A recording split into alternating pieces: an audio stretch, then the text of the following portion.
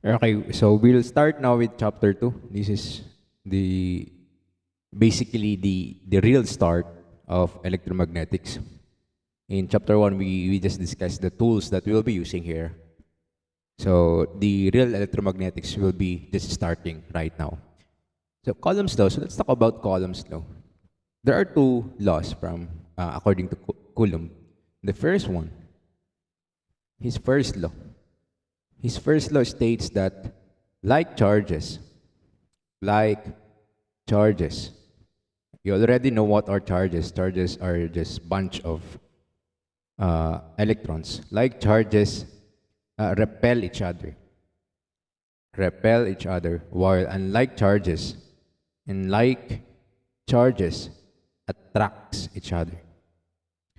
Charges attracts.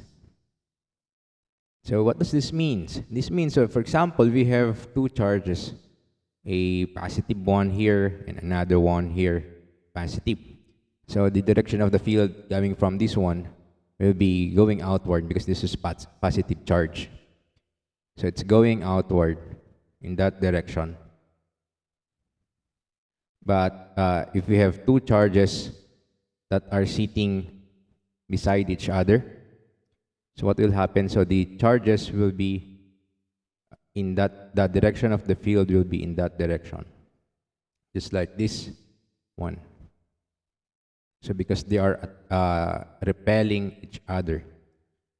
Well, if we have two unlike charges, instead of like charges, we have positive and we have negative. The direction for a negative, the direction of the field will be going toward that negative in that direction, while the positive is going still going outward. So if we put them aside beside each other, then what happens? They attract each other. Why? Because this one will going to that direction, and also this one, and so on. So it makes sense because the direction of the field here is going toward the negative, while here the direction is going outward. So this is like charges and like charges. This is the first law. And that force, the force that a repelling force or the attracting force between these two can be solved using the second law. And they call this one the inverse square law of Coulomb's law. Inverse square law. So if we want to solve for the force between these two charges. So for example, we are in a rectangular coordinate system in three-dimensional space. So this is x, y, and z. Then I have a charge, a point charge at this point, which is positive Q1. Let's call it positive Q1. And I have another charge at this point. Let's call it positive Q2. So they are both positive. So from the first law, the force that is being experienced by Q1 and Q2 should be a repelling force. So in the opposite direction. So the force here should be in this direction. The force here should be in this direction. We can call this one F1. We can call this one F2. But the magnitude, because the magnitude should be equal, because they are both repelling each other. That's the it's like the law of Newton, if you remember in physics. And that force, if you want to solve that force F1 and F2, we need to, let's say I want to solve for F1 here. F1. So what will be F1? According to the second law, this is proportional to the product of the charges, Q1, Q2, but inversely proportional to the distance between them. The square of the distance between them, because that's why it's called the inverse square law. And the distance between them, because this is in a scalar, but what we want is the vector form of that force, because we know that force is a vector. We need to include the direction of that force also in the equation. And if we remove this proportionality symbol, we replace it with equal sign. This will be equal to the constant k, this is the proportionality constant because we remove this proportionality symbol, then q1, q2, all over the distance. Now, I want it to be in a vector form.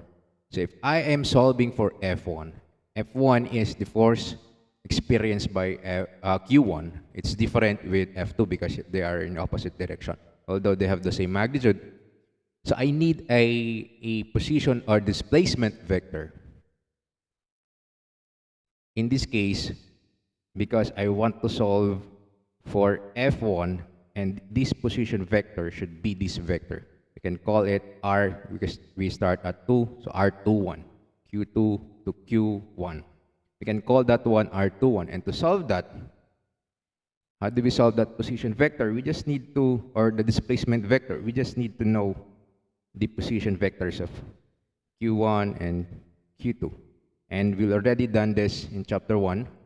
So we can call this R1 and this one R2. If the coordinates of Q1 and Q2 are given, you know R1 and R2. Then if you know R1 and R2, you know R21, the displacement vector, by just subtracting R1 minus R2. And if you know R21, now the magnitude of this vector, this length is actually the distance between Q1 and Q2. So in our formula, this will be just the magnitude of R21. R21, this is the distance. You square that. And what will be the direction? The direction is the direction of R21. Whatever the direction of this, that's the same direction as F1. So we can say this is A to 1. This means from 2 to 1. That's the direction of, that's the unit vector of R21. And we already know how to solve that. And A to 1 is just equal to the vector itself divided by its magnitude, R21 squared. So we can also change this if you want. But this is the general formula for that force. So if you want to solve the force at Q2, the only difference now will be this direction. It will become A12 and R12. The magnitude is the same because they have the same distance and the product is also the same. But the key here, this is the constant of proportionality. In SI system, we have two types of, in SI system, we have what we call the MKS system, meter, kilo, kilogram, second. In MKS system, that K is just equal to 1 over 4 pi epsilon, 4 pi epsilon, where epsilon is called this is called the permittivity. Permittivity of the medium between the charges Q1 and Q2. So whatever the medium between them, what is the permittivity of that? That is epsilon. And this permittivity is just equal to the product of the absolute permittivity and the relative permittivity of that medium. Relative permittivity. Absolute permittivity here, this is constant. This is in your calculator. It's constant 31, I think, for most calcu. And the value of this, because this is constant, this is equal to 8.85 around 4 times 10 to the negative 12. And the unit for this is just farad per meter. Or if this is farad per meter, later on we will also discuss what is farad for the capacitors and capacitance. But for now, let's just say that's farad per meter. And epsilon R, this is the relative permittivity. Or they also call this one the dielectric constant. Dielectric constant. And this one depends on the material, the medium between the two charges. For air, the relative permittivity for air is just equal to 1. For air or free space, epsilon R is just equal to 1. So in most of our calculation, we will be doing the problems are mostly in free space. So this means that epsilon here, we can just replace this with epsilon naught because epsilon R will always be equal to 0 because we are in free space. In CGS system, this is centimeter gram second. The value for K is just equal to 1.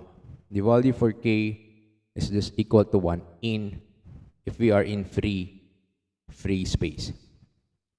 This is a good thing if you're in CGS.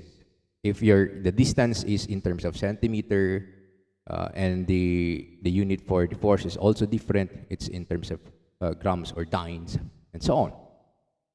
But mostly we are in MKS system, and it depends also on the problem. So the formula now, here, we can also change that formula. In general, if you are in free space, the force is just equal to, if this is F1, Q1 times Q2 all over 4 pi epsilon naught, then epsilon r is 1, times the vector r21 all over the magnitude r21 raised to 3. Because this is the unit vector times r21 squared. This is only true in free space. And in SI, MKS, the force is in Newton, Q1 is in Coulomb, and this one is in meter. So this is Coulomb's law of, in electromagnetics, this is the force between two charges. Now, there is another parameter that we're interested. The other one, we call this the electric field intensity. Electric field intensity. And we will be using letter E to symbolize this one. Intensity. E. So this is also a vector because this is a field. Now what does this mean? This means, for example, again, we are in a rectangular coordinate system, and let's say our charge is positive charge here in the origin, and I want to determine the force that is being that I will experience if I go at this point, but I don't know what's my charge yet. If I go to that point, what will be the force that I will experience at this point?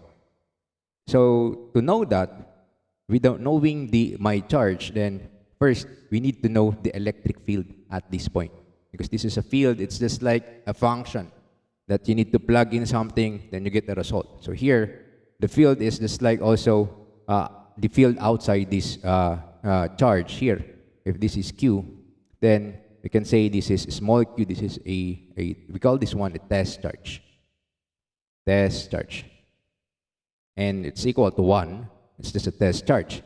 And the electric field at this point is, using the formula, will be equal to, if let's say we are in spherical coordinate system. It's easier to visualize this one if we are in spherical coordinate system. Why? Because we know that this vector here, you can call it just a vector r, and the direction of the electric field will be in this direction, E. This is our E. It's the same direction as r. But if we are in spherical coordinate system, the direction of this r is just AR. It's just the unit vector AR because it's going outward from the origin. Then, therefore, E will, or if you use the formula for F, the force, if I want to solve the force at this point, this will be equal to the product Q times Q, small q, all over 4 pi epsilon naught, the magnitude of r squared, then AR. And because this one is not given, this is equal to 1, so we can just put it at the other side. F over Q. And this is the definition of an electric field. If I plug in a test charge, a Q, then I multiply it with that electric field, I will get the force on that point. And this is just equal to this. E equals that Q, this one, all over 4 pi epsilon naught r squared AR. And this is the electric field intensity at that point, given the distance is r, this distance. and the direction is going outward, AR. That is electric field intensity.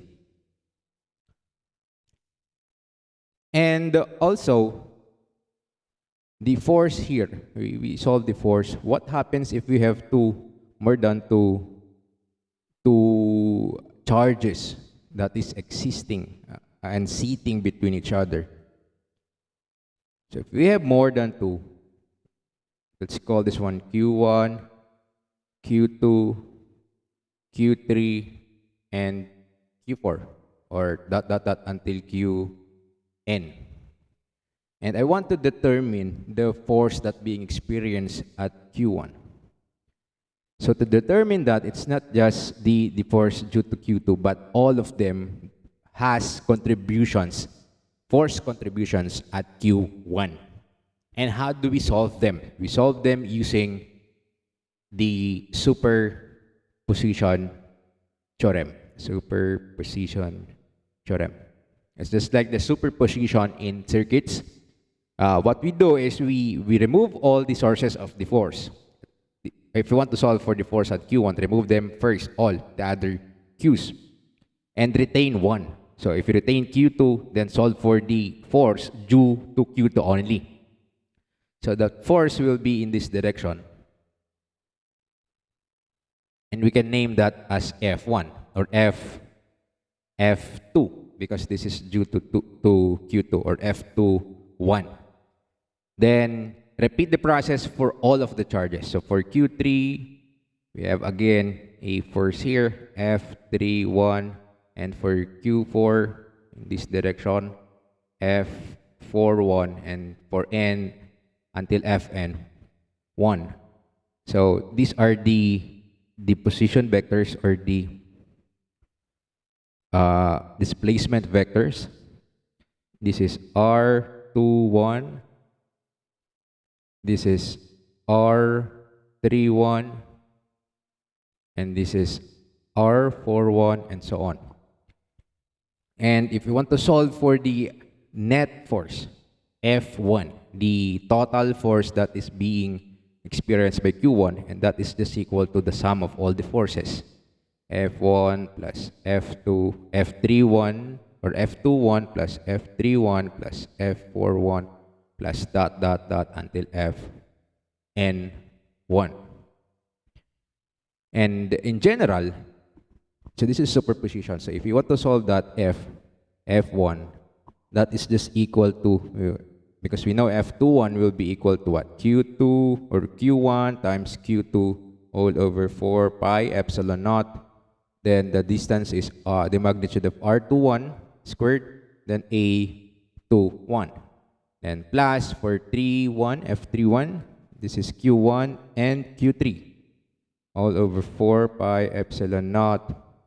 And this time, this should be R31, A31, plus dot dot dot, and so on. So in general, we can factor out that the common Q1 all over 4 pi epsilon naught. Then we have here, we can generalize this.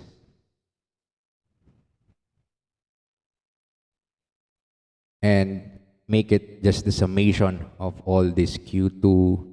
So we can say, we can start at, this is N, and starts at 2 until what? Or this should be K because we use N here.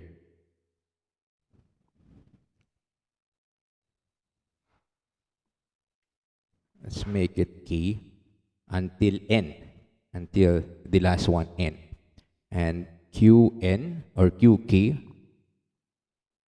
so Qk all over the magnitude of Rk1 also, and squared, and the direction is K1 also. So we start at 2.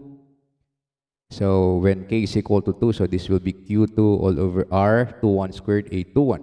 Then for the next one is 3. So Q3 all over R31 and A31 until Fn1. For N, it will be Qn all over Rn1, then En1. So this is the general formula, the total force that being experienced at point or at Q1. Okay, so we can use superposition here. Next thing that we will be talking about is the charge. What happens if the charge is not a point charge, just like this? What happens if it's a line charge, or it's a volume of charge, or it's an area of charge? And that will be our next topic for the next discussion.